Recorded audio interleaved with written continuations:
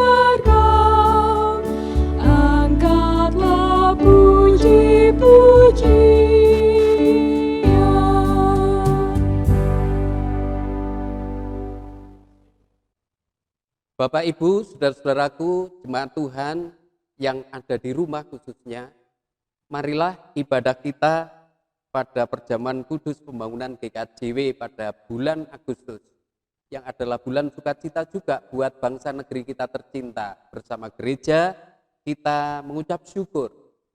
Untuk itu, mari ibadah ini kita awali dalam sakramen perjamuan kudus hari ini. Kita awali dengan demikian. Ibadah kami lakukan dengan menyebut nama Allah Bapa, pencipta langit dan bumi yang selalu berkarya di dalam putranya. Anugerah dan damai sejahtera yang datang dari Sang Bapa, Putra dan Roh Kudus turun atas jemaatnya. Amin. Bapak, Ibu, saudaraku, mari kita alaskan ibadah ini pada firman Tuhan yang ada di dalam kitab Jabur atau Mazmur pasal 77, kita baca ayat 11 hingga yang ayat 12 hingga yang ke-15. Demikianlah firman-Nya. Aku hendak mengingat perbuatan-perbuatan Tuhan. Ya, aku hendak mengingat keajaiban-keajaiban-Mu dari zaman purbakala. Aku hendak menyebut-nyebut segala pekerjaan-Mu dan merenungkan perbuatan-perbuatan-Mu. Ya Allah, jalan-Mu adalah kudus. Allah manakah yang begitu besar seperti Allah kami? Engkaulah Allah yang melakukan keajaiban. Engkau telah menyatakan kuasa-Mu di antara bangsa-bangsa. Saudara-saudaraku, firman Tuhan ini mengajak kita sekalipun di tengah kesulitan karena pandemi COVID-19, kita selalu mengingat akan perbuatan ajaib yang Allah lakukan. Jika dulu Tuhan juga melakukan perbuatan ajaib, tentu tidak mustahil masa kini pun melalui para ahli virologi, melalui orang-orang yang hidup baik dan benar, Tuhan akan berbuat sesuatu yang terbaik untuk solusi kehidupan umat manusia.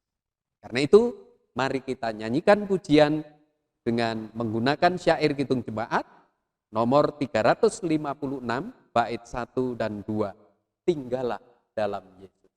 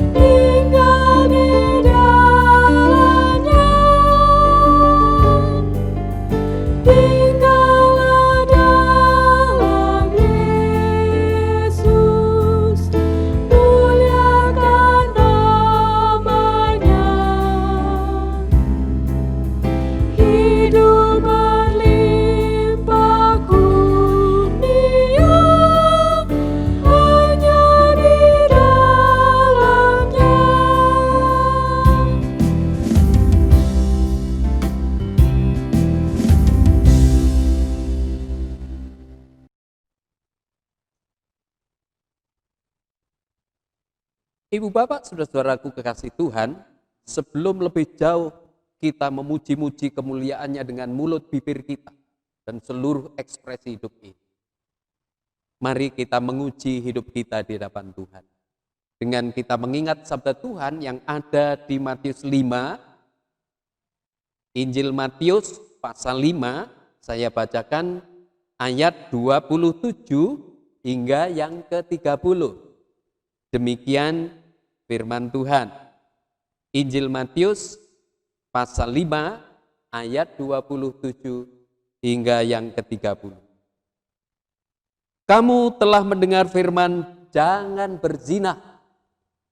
Tetapi aku berkata kepadamu, setiap orang yang memandang perempuan serta menginginkannya sudah berzina dengan dia di dalam hati.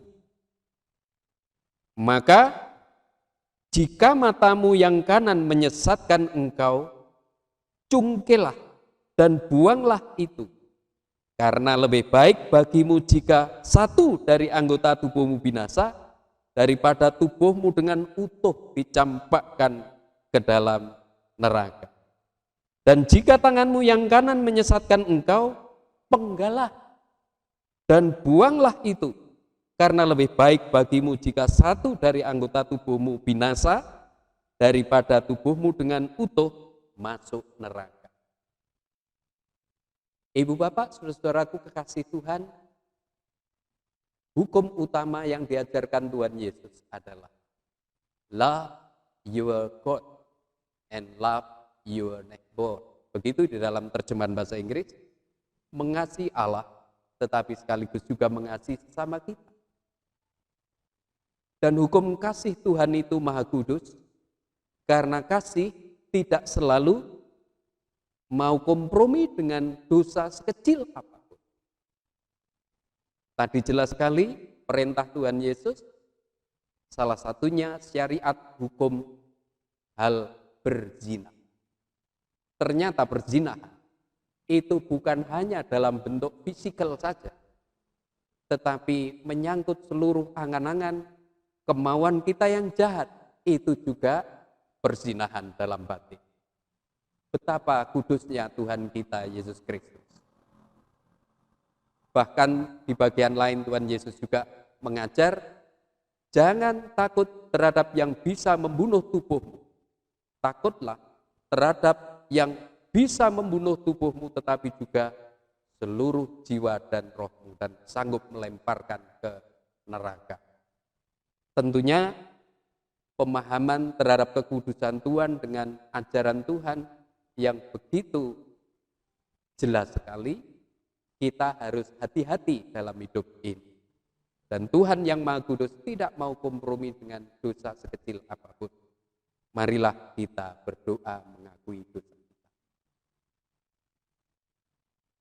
Allah Bapa di surga, terima kasih pada pagi yang teduh ini, kami umat-Mu di tengah-tengah sukacita bangsa negeri kami tercinta memasuki suasana bulan Agustus yang adalah juga memasuki perayaan besar mengingat kemerdekaan negeri kami tercinta yang ke-75 tahun.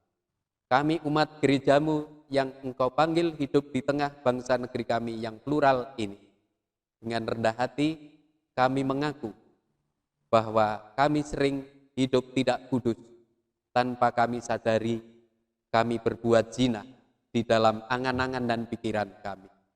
Ampunilah dosa kami ya Allah, layakkanlah kami untuk selalu hidup benar di hadapan-Mu, sehingga dalam kondisi apapun, sehat maupun sakit, hidup bahkan mati sekalipun, kami adalah dalam damai-Mu yang abadi. Semuanya ini kami ungkapkan pengakuan dosa kami ini. Hanya berkat penebusan-Mu, kasih sayang-Mu di dalam Kristus Tuhan, yang rela mati menjadi tumbal atas dosa-dosa kami. Amin. Ibu bapak, saudara-saudaraku kekasih Tuhan, saya ingin menyampaikan warta sukacita atau anugerah bagi siapapun yang setiap saat to be born again atau dilahirkan baru setiap waktu untuk hidup benar bersama Tuhan. Dan ada firman Tuhan yang sangat indah di dalam 1 Korintus pasal 13 ayat 1 hingga yang ketiga, dan saya lanjutkan mengutip ayat 8 sampai yang ke-10 demikian. 1 Korintus 13 ayat 1 hingga yang ketiga. Sekalipun aku dapat berkata-kata dengan semua bahasa manusia dan bahasa malaikat, tetapi jika aku tidak mempunyai kasih, aku sama dengan gong yang berkumandang dan canang yang gemerincing. Sekalipun aku mempunyai karunia untuk bernubuat, dan aku mengetahui segala rahasia dan memiliki seluruh pengetahuan, dan sekalipun aku memiliki iman yang sempurna untuk memindahkan gunung, tetapi jika aku tidak mempunyai kasih, aku sama sekali tidak berguna. Dan sekalipun aku membagi-bagikan segala sesuatu yang ada padaku, bahkan menyerahkan tubuhku untuk dibakar, tetapi jika aku tidak mempunyai kasih, sedikit pun tidak ada faedahnya bagiku. Ayat 8, kasih tidak berkesudahan. Nubuat akan berakhir, bahasa roh akan berhenti, pengetahuan akan lenyap. Sebab pengetahuan kita tidak lengkap dan nubuat kita tidak sempurna. Tetapi jika yang sempurna tiba, maka yang tidak sempurna itu akan lenyap. Jelas sekali jika Tuhan kita dikatakan hakikat Allah, God is love. Allah adalah kasih. Karena memang kasih itu kekal, tidak berkesudahan. Manusia bisa mencapai tataran pengetahuan entah dengan studi S2, S3, S4 dan sekalipun sampai gelar apapun, semuanya tidak ada yang sempurna, bukan? Teori yang satu akan dijatuhkan teori yang baru dan begitu seterusnya. Bahasa roh, bahasa apapun, anugerah spiritual, itu semuanya akan berakhir. Satu yang tidak berakhir, kasih. Begitu indahnya dari firman Tuhan ini jelaslah. Karena hakikat Tuhan itu maha kasih, maka siapapun yang berusaha hidup benar, Tuhan Yesus melukiskan bagaikan anak yang hilang kembali ke bapaknya. Di sana dikatakan ketika anaknya itu bertobat kembali, dari jauh seolah-olah anaknya yang tahu bapaknya. Tapi di Alkitab terbalik. Bapaknya dari jauh sudah tahu kalau anaknya kembali. Itu berarti Allah maha tahu siapapun yang berusaha hidup benar dan pasti mengampuni siapapun yang bertobat dan selalu berusaha hidup benar bersama. Sebagai bukti sukacita itu, mari kita hayati kembali pujian bagi kemuliaannya. Kita gunakan syair Kidung Jemaat yang ada di KJ nomor atau Kidung Jemaat 169 bait 1 saja. Memandang salib Rajaku. Mari kita pujikan.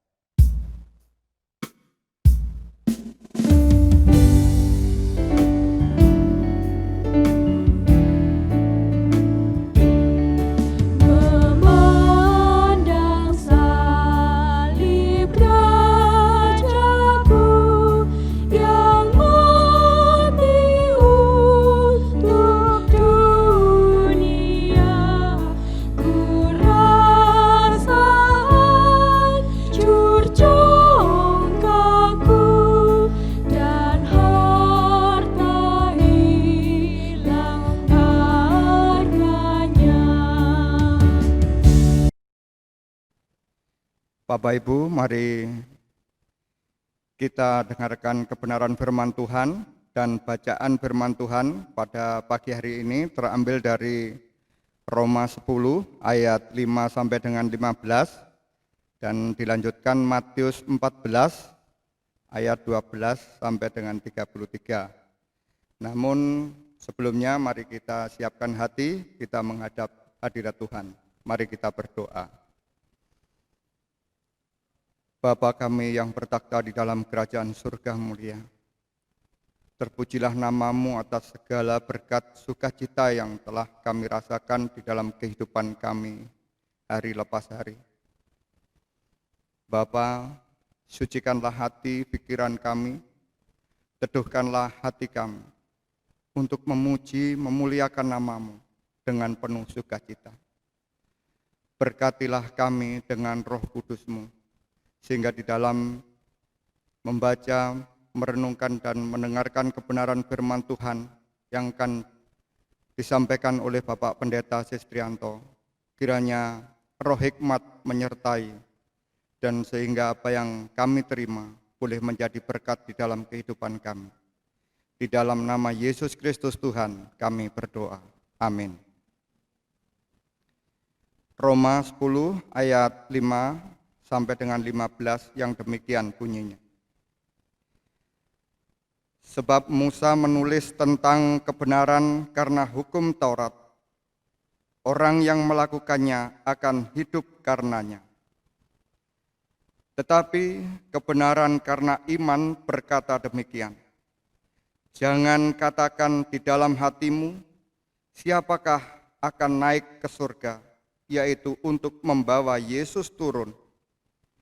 Atau siapakah akan turun ke jurang maut, yaitu untuk membawa Kristus naik dari antara orang mati. Tetapi apakah katanya ini? Firman itu dekat kepadamu, yakni di dalam mulutmu dan di dalam hatimu. Itulah firman iman yang kami beritakan.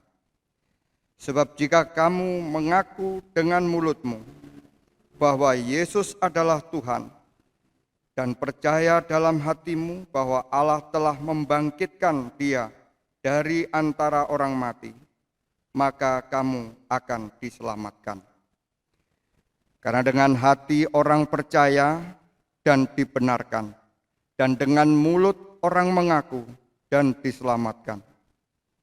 Karena kitab suci berkata, barang siapa yang percaya kepada Dia tidak akan dipermalukan.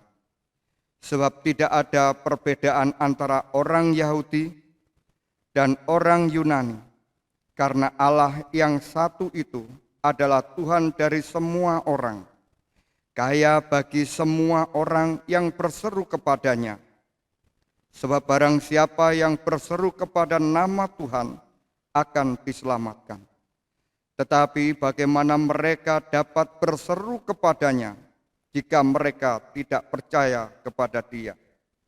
Bagaimana mereka dapat percaya kepada Dia jika mereka tidak mendengar tentang Dia? Bagaimana mereka mendengar tentang Dia jika tidak ada yang memberitakannya? Dan bagaimana mereka dapat memberitakannya jika mereka tidak diutus? Seperti ada tertulis, betapa indahnya kedatangan mereka yang membawa kabar baik. Amin. Bacaan yang kedua diambil dari Injil Matius pasal 14 ayat 12 sampai 33. Demikian firman Tuhan. Kemudian datanglah murid-murid Yohanes Pembaptis mengambil mayatnya dan menguburkannya. Lalu pergilah mereka memberitahukannya kepada Yesus. Yesus memberi makan 5.000 orang. Setelah Yesus mendengar berita itu, menyingkirlah ia dari situ dan hendak mengasingkan diri dengan perahu ke tempat yang sunyi. Tetapi orang banyak mendengarnya dan mengikuti dia dengan mengambil jalan darat dari kota-kota mereka. Ketika Yesus mendarat, ia melihat orang banyak yang besar jumlahnya, maka tergeraklah hatinya oleh belas kasihan kepada mereka, dan ia menyembuhkan mereka yang sakit. Menjelang malam, murid-muridnya datang kepadanya dan berkata, "Tempat ini sunyi dan hari sudah mulai malam. Suruhlah orang banyak itu pergi supaya mereka dapat membeli makanan di desa-desa." Tetapi Yesus berkata kepada mereka, "Tidak perlu mereka pergi, kamu harus memberi mereka makan." Jawab mereka, Yang ada pada kami di sini hanya 5 roti dan 2 ikan. Yesus berkata, bawalah kemari kepadaku. Lalu disuruhnya orang banyak itu duduk di rumput. Dan setelah diambilnya 5 roti dan 2 ikan itu, Yesus menengadah ke langit dan mengucap berkat, lalu memecah-mecahkan roti itu dan memberikannya kepada murid-muridnya. Lalu murid-muridnya membagi-bagikannya kepada orang banyak, dan mereka semuanya makan sampai kenyang. Kemudian orang mengumpulkan potongan-potongan roti yang sisa, 12 bakul penuh. Yang ikut makan kira-kira 5.000 laki-laki, tidak termasuk perempuan dan anak-anak. Yesus berjalan di atas air. Sesudah itu, Yesus segera memerintahkan murid-muridnya naik ke perahu dan mendahuluinya ke seberang. Sementara itu, ia menyuruh orang banyak pulang. Dan setelah orang banyak itu disuruhnya pulang, Yesus naik ke atas bukit untuk berdoa seorang diri. Ketika hari sudah malam, ia sendirian di situ. Perahu murid-muridnya sudah beberapa mil jauhnya dari pantai dan diombang-ambingkan gelombang karena angin sakal. Kira-kira jam 3 malam, datanglah Yesus kepada mereka berjalan di atas air. Ketika murid-muridnya melihat dia berjalan di atas air, mereka terkejut dan berseru, "Itu hantu!" Lalu berteriak-teriak karena takut. Tetapi segera Yesus berkata kepada mereka, "Tenanglah, aku ini, jangan takut."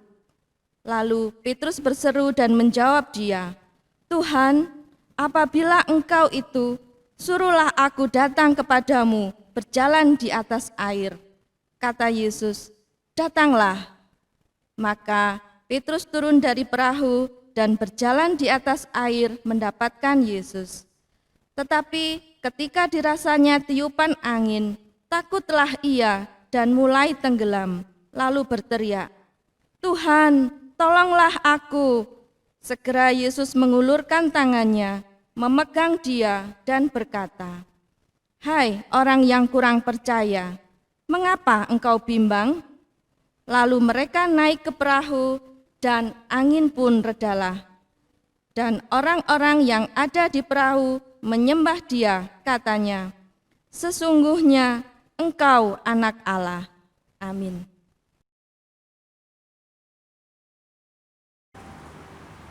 Bapak Ibu, saudara-saudaraku kekasih Tuhan, sebelum kita melayankan dan menerima pelayanan perjamuan kudus atau sakramen kudus untuk perjamuan milik Tuhan, mari kita sejenak merenungkan arti dari bacaan firman yang tadi telah dibacakan. Saya berikan kirairan atau judul renungan pagi ini adalah Anugerah Tuhan di atas jalan yang ditunjukkannya. Ibu bapak, saudara-saudaraku, menghadapi era sekarang ini, di satu sisi di tengah pandemi COVID, tetapi juga di tengah perubahan besar revolusi industri jilid 4 katanya para ahli, yakni semuanya digerakkan karena IT juga, dan banyak perubahan segala bidang, termasuk sekarang model-model kehidupan yang baru atau yang sekarang diistilahkan new normal. Apakah normal ini betul-betul new atau new abnormal? Disilahkan.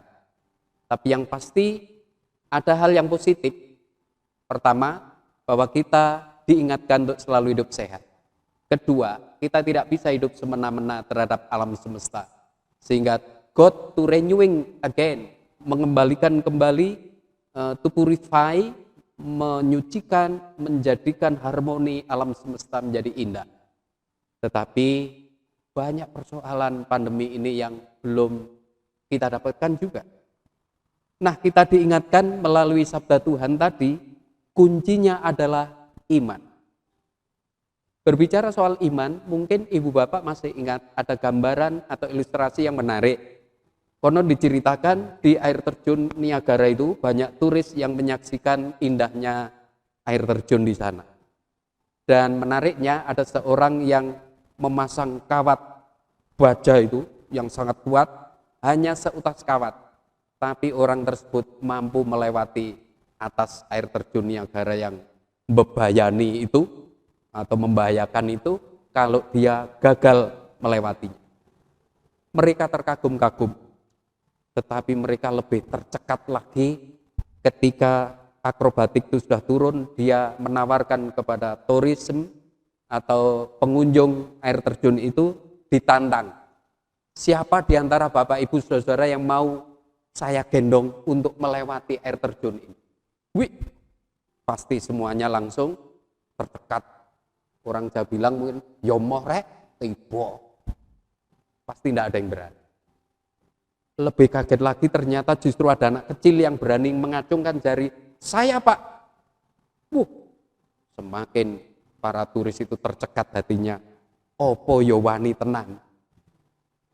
Ternyata Bapak Ibu, akhirnya sang anak ini digendong juga oleh bapak itu. Dan detik-detik menegangkan setelah terlewati, semua turis bersorak-sorai karena mereka berhasil berdua. Dan setelah turun diwawancarai usut punya usut, ternyata anak kecil itu ditanyai memang anak kandung si bapak itu. Dan kita tahu anak yang sudah hidup bersama bapaknya berpuluh-puluh tahun atau setiap saat mengerti bapaknya, dia tidak pernah meragukan atau sangat percaya kepada bapaknya. Nah, agaknya gambaran ini juga yang kita diingatkan tentang pentingnya iman bahwa kita adalah anak dari Bapa kita di surga. Apakah Anda meragukannya? Disinilah bacaan yang dari Injil Matius khususnya dikisahkan bagaimana ketika Tuhan Yesus berkarya di bumi Palestina dan kabar Yohanes Pembaptis dibunuh oleh Herodes yang memang membencinya. Tuhan Yesus yang punya kuasa mujizat juga, dia ternyata menyingkir ke daerah tertentu. Jadi tidak menantang arus begitu, karena Yesus juga mengabarkan hal yang sama tentang kebenaran di hadapan manusia. Pasti diancam juga sama Herodes. Nah, Ibu Bapak, saudara-saudaraku, yang menarik ketika malam hari Yesus naik ke atas bukit dan dia semalam-malaman memelihara close relationship, hubungan yang akrab dengan Bapaknya di surga, sementara muridnya diminta untuk berangkat duluan melewati danau. Dan sebelum itu dia barusan melakukan mukjizat, menggandakan roti yang memberi makan 5.000 orang cukup dengan 5 roti dan 2 ikan. Ada 2 versi di situ. Kalau di Injil Markus itu yang memiliki roti itu anak kecil. Tetapi di versi Matius ini dikisahkan muridlah yang memiliki. Ini memberi isyarat bahwa para murid memang diberdayakan untuk menjadi mitra Tuhan di sini. Nah, menarik ketika mereka sudah melewati danau malam hari, gurunya sedang berdoa, mereka mengalami tantangan berat karena perahu itu tiba-tiba dihantam ombak angin sakal. Karena memang danau Laut Galilea itu danau luas, semacam laut kecil, itu konon permukaannya jauh di atas paras air laut kalau ditarik garis lurus. Sehingga mungkin saja angin siklon terjadi di celuan atau dari pegunungan sekitar Libanon itu. Nah, itu yang bisa menenggelamkan perahu murid. Sang guru ternyata tahu bahwa kesulitan, muridnya itu mengalami kesulitan. Sang guru Yesus tidak tinggal diam. Dia yang sanggup mengatasi hukum-hukum aerodinamika atau hukum Archimedes, itu mampu berjalan di atas air. Berarti Yesus overcome. Mungkin orang Jerman mengatakan aufgehoben. Artinya segala persoalan tidak ada yang sulit bagi Yesus. Dan berbanding terbalik, para muridnya sangat ketakutan. Menariknya, ketika Petrus tahu bahwa gurunya bisa berjalan di atas air, Petrus dengan rendah hati meminta, "Guru, mbok saya diizinkan bisa berjalan seperti guru." Loh, silakan Petrus. Ketika Petrus tidak pernah ragu sekalipun, dia sanggup juga seperti gurunya. Baru ketika ketakutan mulai tenggelam pelan-pelan, guru tolong. Bapak Ibu, saudara-saudaraku, itu bacaan yang pertama mengingatkan kita bahwa gereja bagaikan perahu juga di tengah lautan. Kadang-kadang mengalami hempasan ombak. Bahtera rumah tangga seseorang sama juga dihantam persoalan-persoalan. Tetapi ketika ia mengandalkan Tuhannya, pasti Tuhannya tidak tinggal diam. Karena sang guru overcome atas segala persoalan hidup. Tinggal persoalannya adalah kita bersedia menjadi mitranya atau tidak dengan setia. Nah, setia ini asal-usul dari kata iman dalam bahasa Yunani pistis.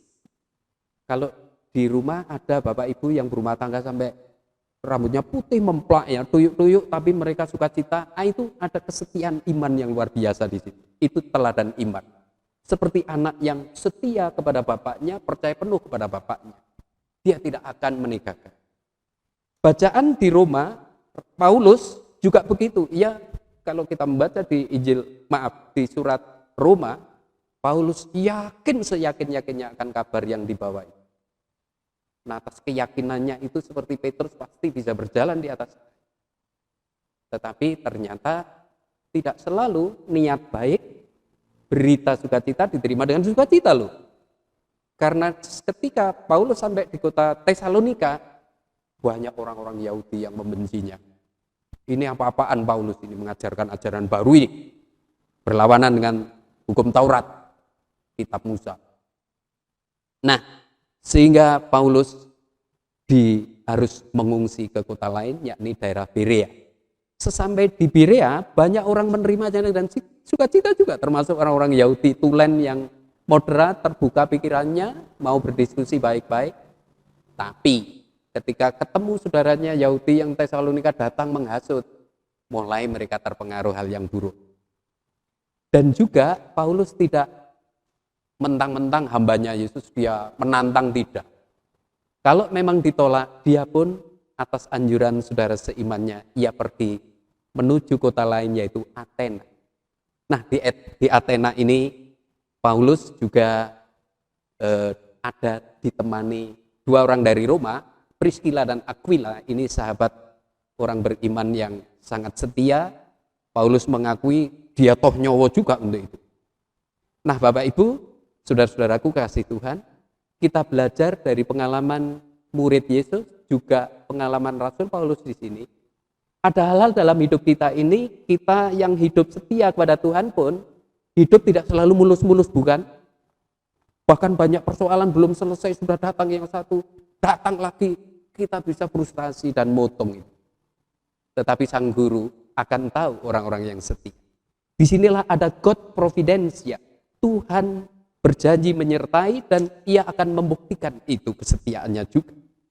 Nah, Ibu Bapak, di bulan Agustus kita memasuki ulang tahun negeri kita tercinta 75 tahun ini, sambil kita melakukan perjamuan kudus, kita mengingat sejarah kelam masa lalu. Dijajah Belanda, dijajah Jepang, dan ternyata banyak ketika peralihan kekuasaan ini, warga GKJW termasuk pendetanya juga, terpaksa mati di internir penjajah, disiksa Dainippon atau Jepang juga waktu itu, saudara tua kita itu. Buktinya di makam-makam pahlawan banyak nisan tanda salib, berarti kita berjuang juga kakek buyut kita itu. Tetapi saudara-saudaraku, akhirnya toh Tuhan memberikan berkat kemerdekaan, gereja ikut dimerdekakan di situ, sejauh kita memiliki kesetiaan iman yang benar seperti yang diteladankan Tuhan Yesus, juga murid-muridnya dan termasuk Rasul Paulus. Ke depan gereja tidak semakin mudah hidupnya, tetapi yakin apapun tantangannya, revolusi industri jilid 4, perang dagang yang saling mendominasi negara A dengan negara B, gereja akan diberi kecerdasan, termasuk bangsa negeri kita tercinta ini akan lepas dari kesulitan jikalau juga selalu mengutamakan Sang Tuhan di atas segala-galanya. Tuhan memberkati dan Tuhan menolong membersamai saudara dan saya. Amin.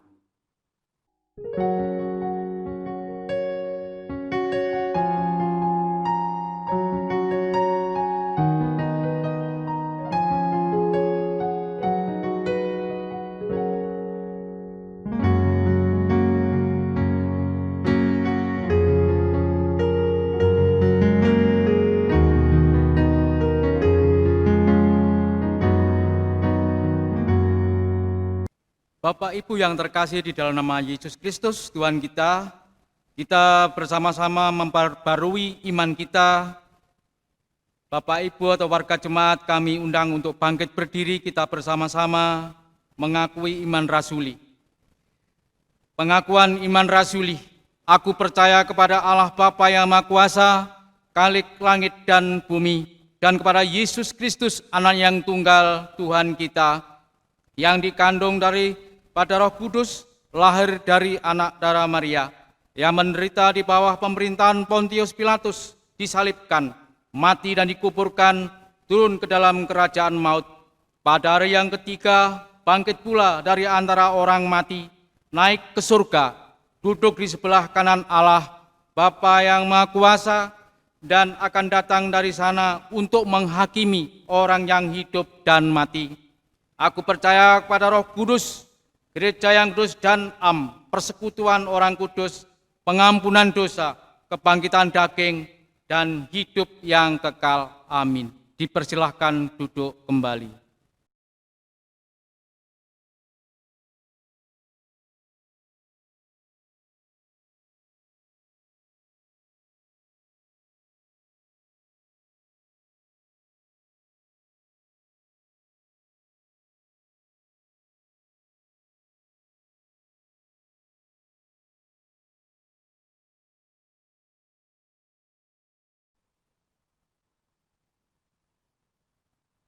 Jemaat kekasih Tuhan, saudara-saudaraku yang dikasihi oleh Tuhan, di dalam perjamuan kudus di bulan pembangunan Gereja Kristen Jawitan, khususnya di Jemaat Lawang pada pagi ini, mari sejenak kita merenungkan bahwa dalam sejarah perjalanan Gereja Kristen Jawitan sebagai tubuh Kristus di dunia ini, tadi saya gambarkan juga bagaikan perahu di tengah samudera.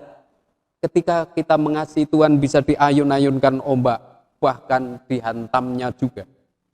Lembah kekelaman bisa dialami oleh gereja kita, manakala bukan hanya kekuatan dari luar yang bisa sebagaikan ombak menerpa Gereja Kristen Jawitan, tapi bisa juga dari dalam tubuh gereja itu sendiri. Dari luar seperti era kemerdekaan dulu, Belanda, Jepang, kolonialis itu, dalam gereja bisa juga like and dislike, senang tidak senang satu sama lain di dalam holy community, masyarakat yang dikuduskan Tuhan. Tapi syukurlah bahwa Tuhan Yesus melalui Roh-Nya yang kudus selalu membimbing gerejanya ini.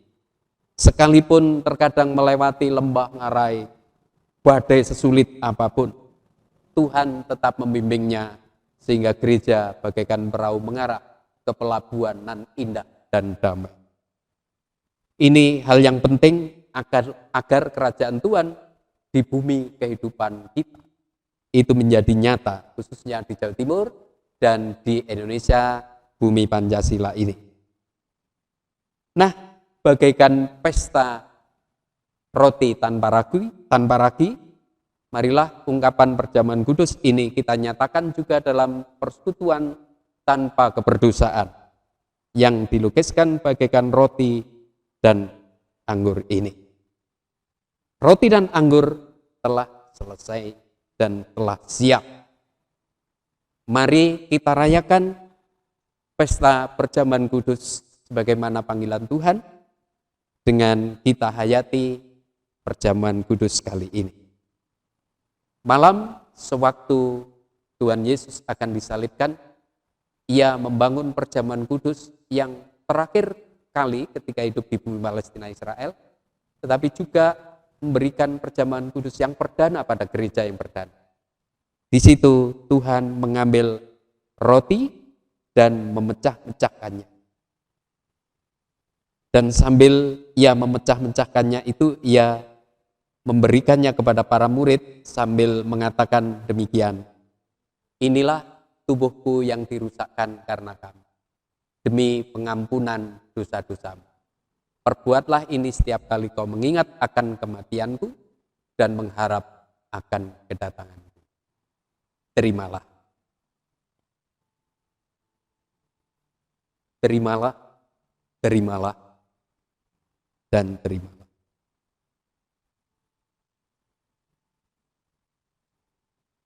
Inilah tubuhku yang dirusakkan karena kamu, demi pengampunan dosa-dosamu. Perbuatlah itu setiap kali kau mengingat akan kematianku dan mengharap akan kedatanganku. Terimalah dan makanlah.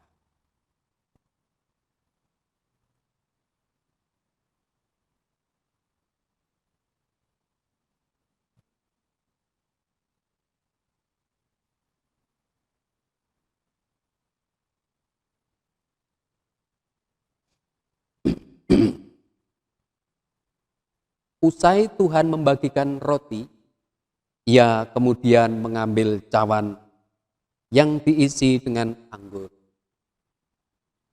Sambil Ia memberikan cawan berisi anggur kepada muridnya itu, Ia pun bersabda demikian. Cawan ini adalah perjanjian baru yang tertumpah demi kamu, demi pengampunan dosa-dosamu. Perbuatlah ini setiap kali kau mengingat akan kematianku dan mengharap akan kedatanganku.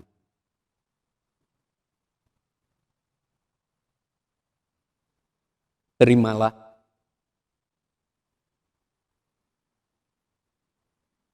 terimalah dan terimalah.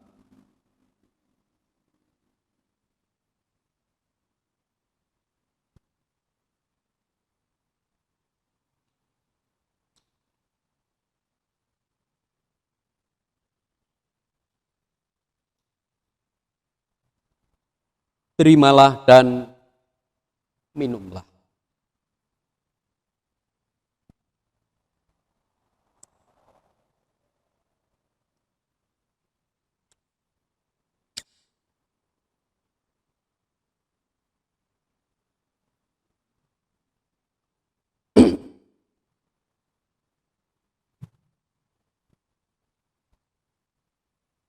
Saudara-saudaraku, perjamuan kudus telah usai.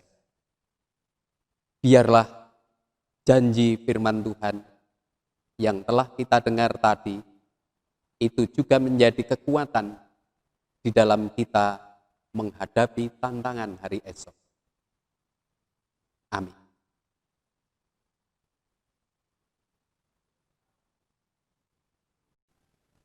Bapak Ibu, tiba waktunya kita mengucap syukur lewat persembahan.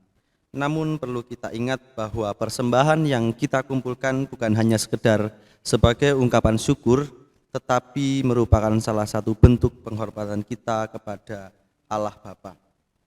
Mari kita dasari pengumpulan persembahan ini dari nats yang terambil di kitab Mazmur kitab Mazmur pasal 126 ayatnya yang keempat sampai yang keenam. Mazmur 126 ayatnya yang keempat sampai yang keenam, yang begini bunyinya.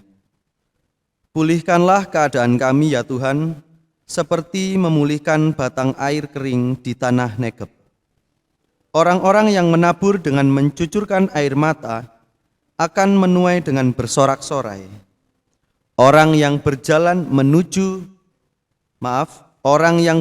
maju dengan menangis sambil menabur benih, pasti pulang dengan sorak-sorai, sambil membawa berkas-berkasnya.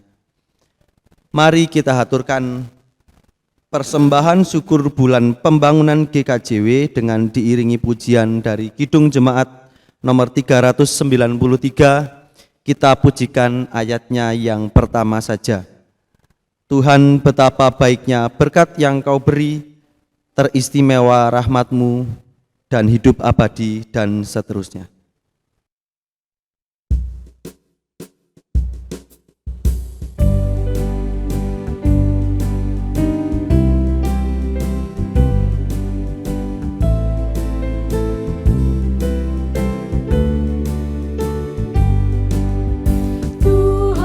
Betapa banyaknya berkat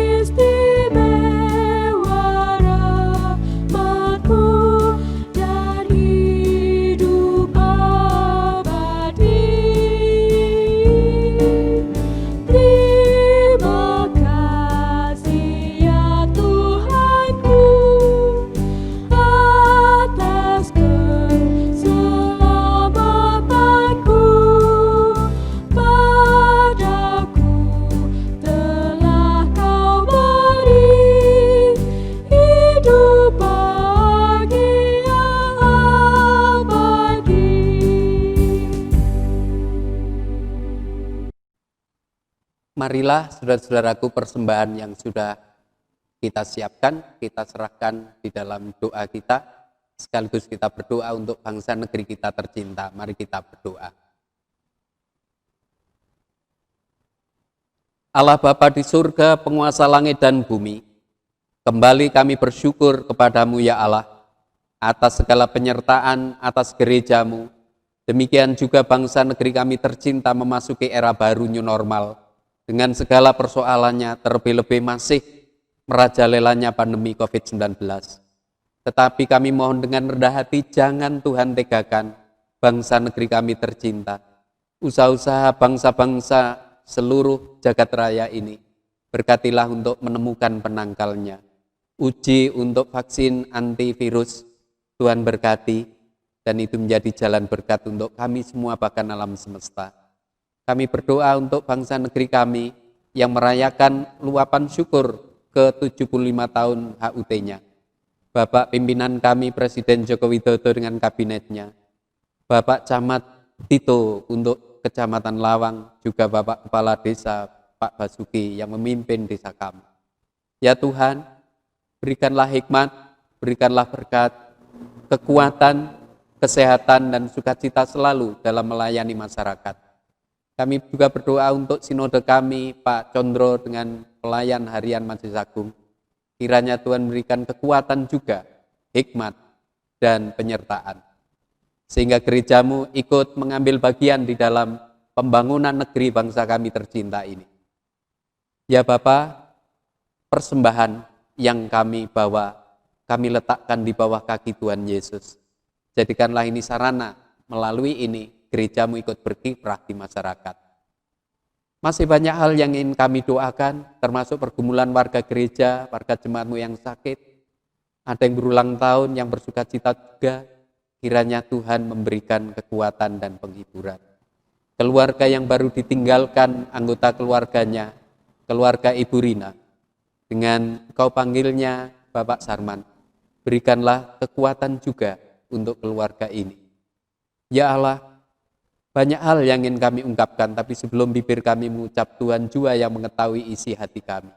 Untuk itu izinkan kami mengakhiri doa kami, seperti Tuhan Yesus yang selalu mengajarkan kami berdoa demikian. Bapa kami yang di surga, dikuduskanlah namamu. Datanglah kerajaanmu, jadilah kehendakmu di bumi seperti di surga. Berikanlah kami pada hari ini makanan kami yang secukupnya. Dan ampunilah kami akan kesalahan kami seperti kami bersalah kepada kami. Dan janganlah membiarkan kami di dalam cobaan, tetapi lepaskanlah kami daripada yang jahat.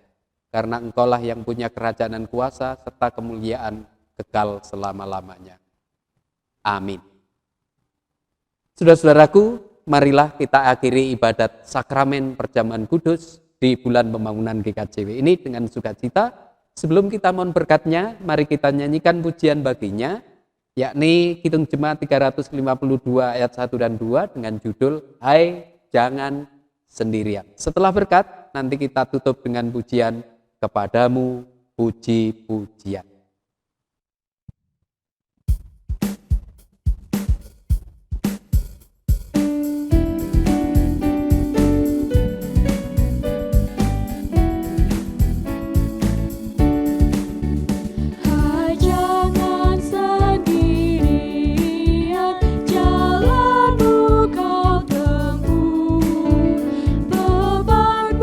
Jadi ringan bersama